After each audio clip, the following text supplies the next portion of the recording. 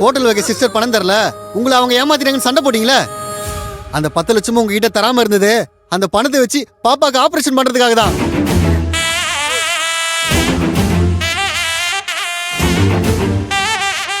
தெரியாம கூட நமக்கு கெட்டது பண்ணணும்னு நினைக்க மாட்டாங்க. அவங்கள போய் தப்பா நினைச்சு வார்த்தை விட்டீங்களா நீ? தன்னோட புருஷனுக்கு டிராவல்ஸ் வைக்கணும்னு நினைக்காம நீங்க கேட்டீங்கன்னு உங்களுக்கு பணம் கொடுக்க வந்தாங்க. ஆனா பாப்பாவுக்கு இப்படி ஆனதோ அதை உங்ககிட்ட சொன்னா நீங்க தாங்கிக்க மாட்டீங்கன்னு எல்லா வழியும் தனக்குள்ள போட்டு மறைச்சிக்கிட்டாங்க. நீங்க அவங்க மனசை கஷ்டப்படுத்துற மாதிரி பேசினப்ப கூட இந்த விஷயத்தை பத்தி உங்ககிட்ட சொல்லாம இருந்தாங்க.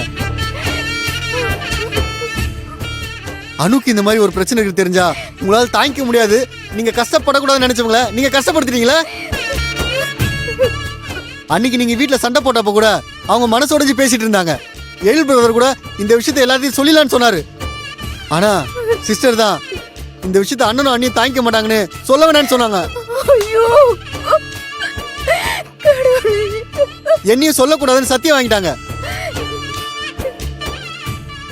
இப்ப சொல்லுங்க, நீங்க வேண்ட வேண்டியது இந்த சாமியவா இல்ல உள்ள இருக்கிற கையில் சிஸ்டரையா? உங்க பொண்ணு உசிரை காப்பாத்தணும் மேலே பழி போட்டீங்களே. இப்ப கூட நான் இந்த விஷயத்த சொல்லிருக்க மாட்டேன். நீங்க மேலும் மேலும் கையில் சிஸ்டரை காயப்படுத்தும் போது அது எனக்கு ரொம்ப கஷ்டமா இருந்துச்சு, அதான் சொல்லிட்டேன். கவலைப்படாதீங்க, நீ பாப்பாக்கு ஒன்னும் ஆகாது, அவ கண்டிப்பா போயிடுச்சுப்பா. ஆனா நீங்க பேசின வார்த்தையை தான் அவங்க மனசுல இருந்து அழிக்க முடியாது.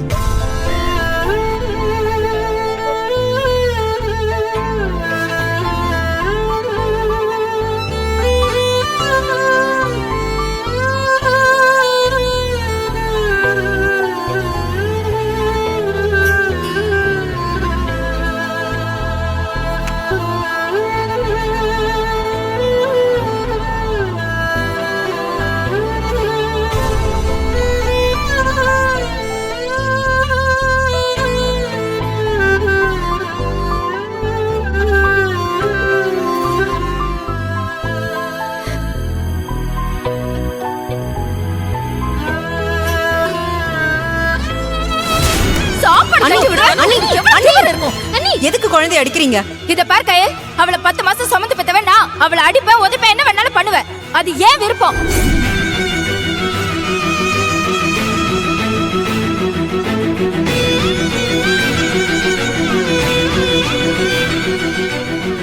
என் புருஷனுக்காக ஹோட்டல் ஆரம்பிக்கிறதுக்கு உங்ககிட்ட வந்து கேட்டேன் பாருங்க, அது தப்புதான். நீங்க அப்படியே நல்ல மனசோட எடுத்து கொடுத்தீங்கன்னு நான் நம்பின பாருங்க, அதுவும் தப்புதான். நீங்க ஹோட்டல் வைக்கிறதுல எனக்கு விருப்பம் இல்ல, என் புருஷன் டிராவல்ஸ் வைக்கிறது தான் எனக்கு ரொம்ப முக்கியம். நீங்க காலம் புறாவும் இதே நிலைமையில எல்லா விஷயத்துக்கும் எங்களை எதிர்பார்த்துட்டு இருக்கணும்னு உன் மனசுல இருக்கிறத நேரடியா சொல்ல வேண்டியதானே? இல்ல நீ எதுக்காக எல்லாரும் முன்னாடி படத்தை கொடுக்கற மாதிரி தியாகி மாதிரி நடிச்சுட்டு இப்ப இது இல்ல அது இல்லன்னு காரணத்தை சொல்லி எங்களை முட்டாளாக்க பாக்குறல?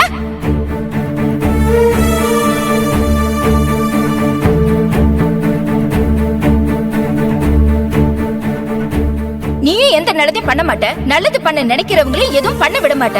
அது எனக்கு தெளிவா புரிஞ்சிடுச்சே. நான் செத்தா கூட நீ எதையும் பண்ண விட மாட்டேன். பணமும் போயிடக்கூடாது, உன்னை யாரும் தப்பா நினைக்க கூடாது. அதுக்குதான் நீ இவ்ளோ டிராமா பண்ணிட்டு இருக்க.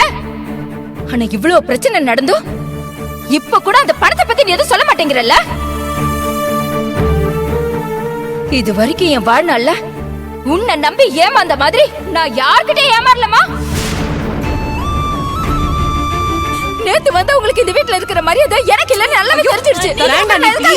அண்ணி சொன்னா கேளுங்க, எல்லாருக்காகவும் நான் உங்ககிட்ட மன்னிப்பு கேட்டுக்கிறேன்.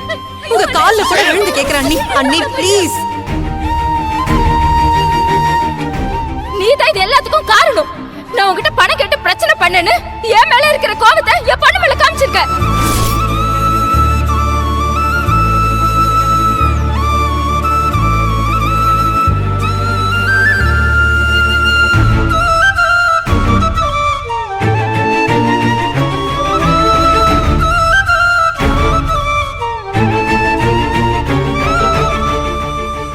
டாக்டர், அனுக்கு எப்படி இருக்கு? மாமா, அன்பு டாக்டர். அனுக்கு இப்ப பரவாயில்லையா? பாப்பாக்கு எந்த பிரச்சனையும் இல்ல, நல்லபடியா ஆபரேஷன் முடிஞ்சது.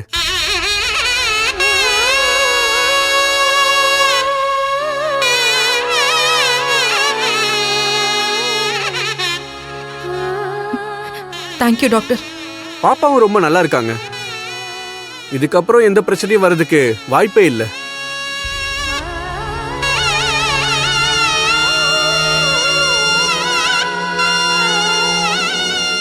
இப்ப நாங்க போய் அனுவை பார்க்கலாமா?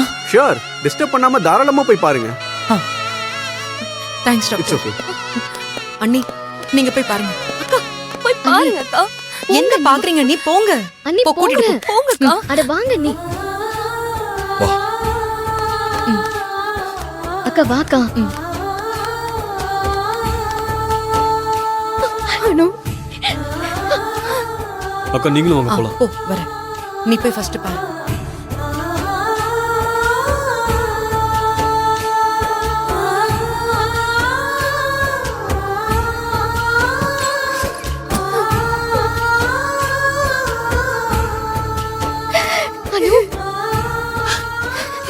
என் பொண்ணு இப்படி ஒரு சூழ்நிலையில பாப்பேன்னு நான் நினைச்சு கூட பார்க்கல. தலையில அடிபட்டதுக்காக எதுக்கு இந்த ஆபரேஷன்? என்ன நடக்குதுன்னு எனக்கு ஒண்ணுமே புரியலையே. இல்லத்த, நான் தான் நம்ம கையில தப்பா புரிஞ்சுக்கிட்டேன்.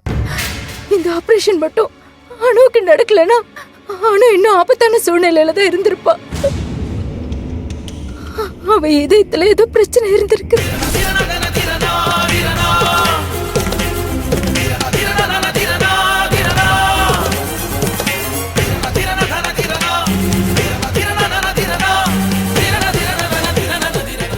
என்ன தானே சொல்ற? ஆமாத்த, இப்பதான் ஆறுமுகம் எல்லா உண்மையும் என்கிட்ட சொன்னாரு.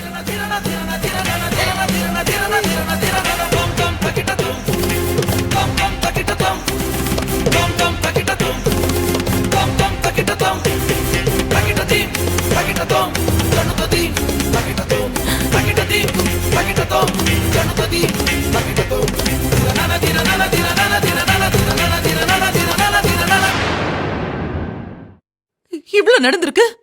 ஆனா இத பத்தி கையில் ஒண்ணுமே சொல்லலையே நம்ம கிட்ட. நம்ம கஷ்டப்படுவோன்னு இந்த விஷயத்தை நம்ம கிட்ட சொல்லாம அவ மனசுக்குள்ளே போட்டு புதைச்சிட்டா அத்தை. ஐயோ, தப்பு பண்ணிட்டு ஏதானோ. என்ன உண்மைன்னு தெரியாம அவகிட்ட நீ நிறைய வார்த்தையை விட்டுட்ட. கையில் எதுக்காக இதெல்லாம் பண்ணான்னு தெரியாம அவள பேசக்கூடாத வார்த்தையெல்லாம் பேசிட்டியே. அவளோட மனசு எவ்வளவு கஷ்டப்பட்டிருக்கும். உண்மைதான் அத்தை, நான் எவ்வளவு பெரிய தப்பு பண்ணிட்டேன்னு இப்பதான் அத்தை எனக்கு புரியுது. எனக்கு ரொம்ப குற்ற உணர்ச்சியா இருக்கு.